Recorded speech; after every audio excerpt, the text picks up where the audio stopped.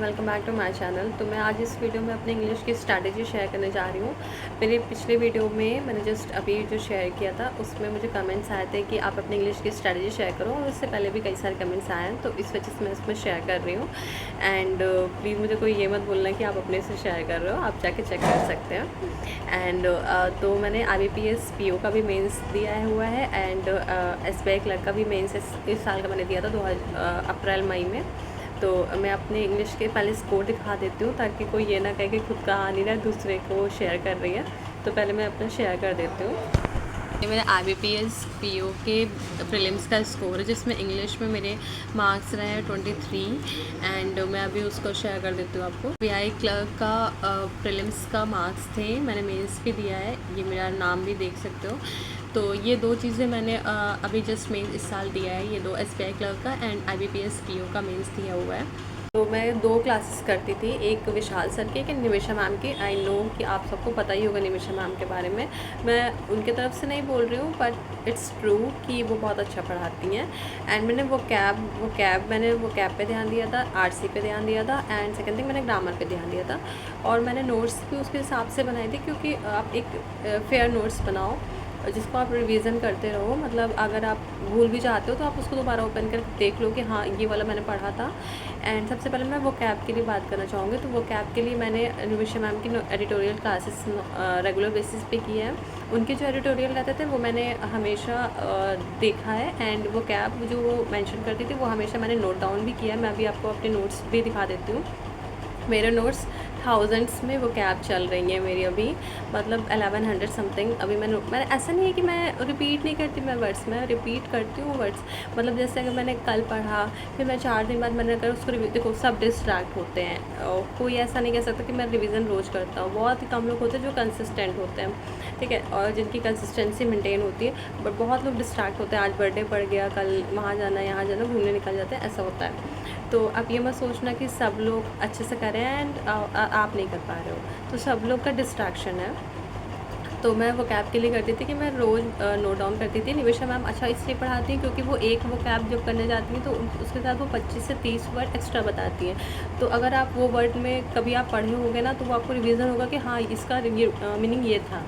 तो ये बहुत रिवीजन होता रहता है उनके साथ। और विशाल सर के मैं क्लासेस कम करती हूँ, लेकिन निमिषा मैम की मैं ज़्यादा करती हूँ।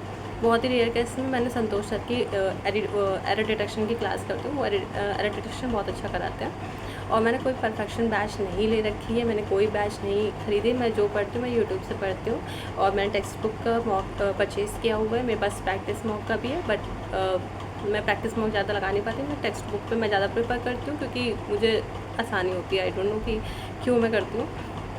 और वो कैब के बाद RC की बात हुई, तो जब भी निमिषा मैम पढ़ाती है तो मैं RC उनसे भी पढ़ती हूँ। फिर मैं उसके बाद मैं अपनी एडिटोरियल की क्लास जो रहती है उसमें से भी पढ़ती हूँ, और RC में अलग से भी ऐसे सर्च करके पढ़ लेती हूँ। और जो मैं मॉक देती हूँ तो उसमें भी RCs रहती हूँ। मैं अगर 1-2 मॉक दे रही हूँ तो उसके बाद मैं RC उसको दोबारा रिपीट करूँगी, ताकि मैं उसमें अगर मेरे से कुछ लाइन्स रह गई हों जल्दी में तो मैं उसको भी रीड कर पाऊँ। और मैं मीनिंग हमेशा ध्यान दे के पढ़ती हूँ कि मेरे मीनिंग्स भी मेरे दिमाग में घुसती रहे।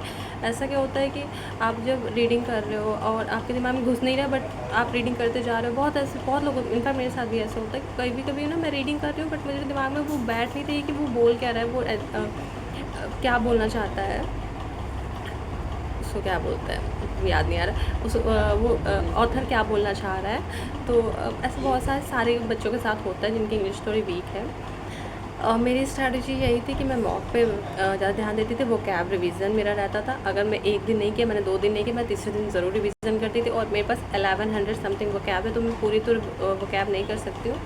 तो मैं रिवीजन पीछे से स्टार्ट करती थी हमेशा, मैंने आगे से स्टार्ट नहीं किया। मैं पीछे से 1000 वर्ड्स तक मैंने किया। फिर मैं 100 वर्ड्स मैंने एक दिन में ट्राई किया, क्योंकि जो आप पढ़े रहते हो ना, आप रिवीजन करते रहते हो ना, तो आपको याद होता रहता है। आप तुरंत पढ़ने लगो। और ऐसे ना अगर आप कंसिस्टेंट हो गए ना, तो अगर आप ना कुछ दिनों बाद आपको ये लगेगा कि यार ये वर्ड तो मुझे ऐसे ही याद है। आप ऐसे बैठे रहोगे ना, आपको याद आएगा कि हाँ पार्ट का मतलब ये था। ऐसे ऐसे था, ऐसे ऐसे हो जाएगा आपके साथ। और ये मेरा खुद का एक्सपीरियंस है, बहुत लोगों का एक्सपीरियंस होगा, आप किसी से भी स्ट्रैटेजी ले सकते हो।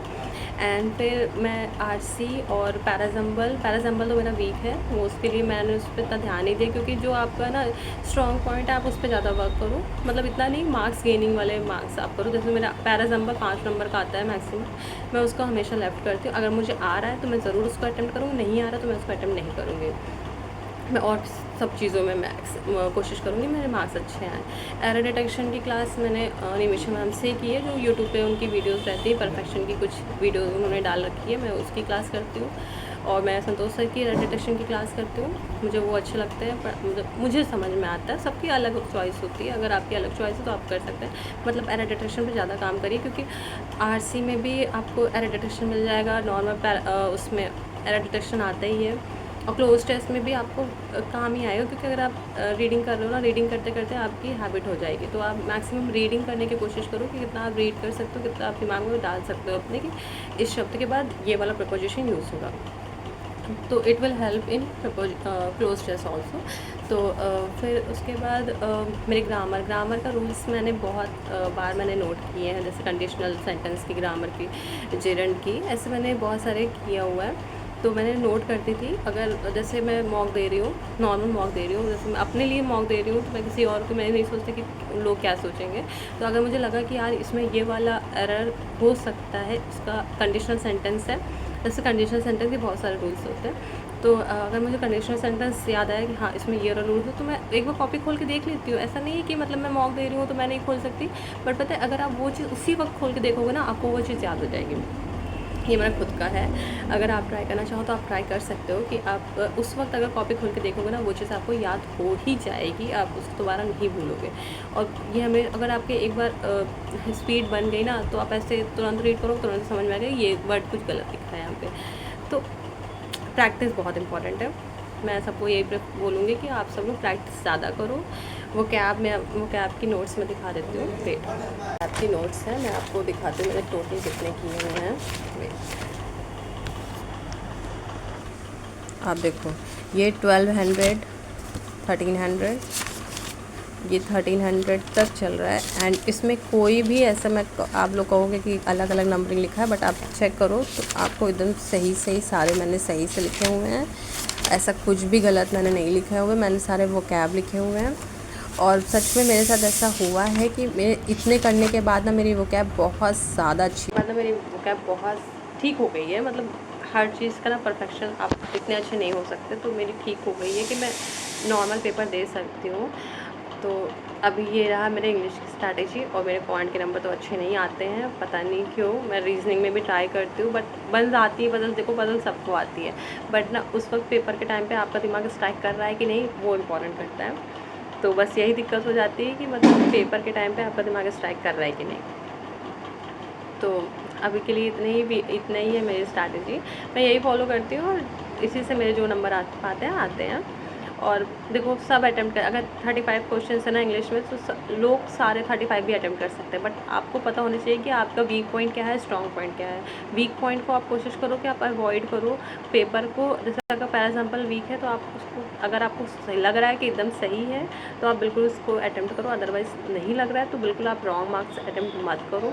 और मैक्सिमम लोग तुक्के मारते हैं, मैं भी मारती हूँ, अगर मुझे सही लग रहा है वो वर्ड तो मैं कोशिश करूँगी हो सकता है सही हो, तो मैं उसको अटैम्प्ट करती हूँ।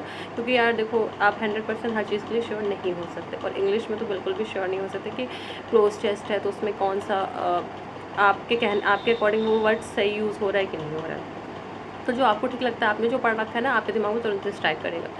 तो मैं यही बोलूँगी कि आप रॉन्ग मार्क्स ज़्यादा अटैम्प्ट मत करो, मतलब तुक्का मारो, लेकिन कोशिश करो जो आपके मॉक में भी स्कोर नहीं उठा पा रहे हैं उनको मत अटैम्प्ट करो। और मॉक दो, कंसिस्टेंसी मॉक दो, और सेक्शनल मॉक अटैम्प्ट करो इंग्लिश में, ताकि आपके मार्क्स और अच्छे होते जाए। तब मिलते हैं फिर नेक्स्ट वीडियो में, जब भी मैं शेयर करूँगी। तब तक के लिए थैंक यू।